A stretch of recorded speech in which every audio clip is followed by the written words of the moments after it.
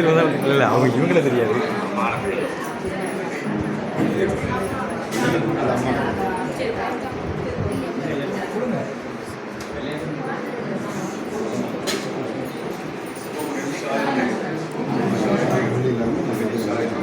அதாவது இந்த பாதம் பூஜை நடந்து முடிஞ்ச உடனே ஆசி வரும்.